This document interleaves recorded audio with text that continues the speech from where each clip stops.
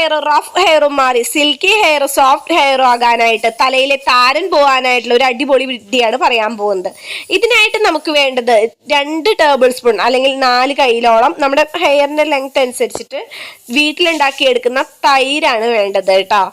തൈര് നല്ല കട്ട തൈര് തന്നെ എടുക്കാനായിട്ട് നോക്കുക. കടയിൽ നിന്ന് വാങ്ങുന്ന തൈര് പരമാവധി ഒഴിവാക്കാനായിട്ട് നോക്കുക കേട്ടോ. അതിലേക്ക് ഒരു 2 ടേബിൾ സ്പൂൺ ഉലുവാപ്പൊടി ചേർത്ത് കൊടുക്കുക. ഉലുവ നമ്മൾ വറുത്ത് പൊടിച്ച് വെച്ച് കഴിഞ്ഞിട്ടുണ്ടെങ്കിൽ നമുക്ക് പെട്ടെന്ന് തന്നെ ഈ രീതിയിലുള്ള ടിപ്പ് ചെയ്യാനായിട്ട് പറ്റുന്നതാണ്. ഉലുവാപ്പൊടി ഉണ്ടാക്കിയിട്ട് എയർ ടൈറ്റ് ഉള്ള പാത്രത്തിൽ വെച്ച് കഴിഞ്ഞാൽ 1 മാസത്തോളം ഇരിക്കും. തൈരും ഉലുവാപ്പൊടിയും ചേർത്ത് നന്നായി മിക്സ് ആക്കുക. സ്കാൾപ്പിലും ഹെയറിലും തേച്ച് പിടിപ്പിക്കുക. അരമണിക്കൂറിന് ശേഷം കഴുകി കളയുക. വളരെ എളുപ്പത്തിൽ ചെയ്യാവുന്നതാണ്.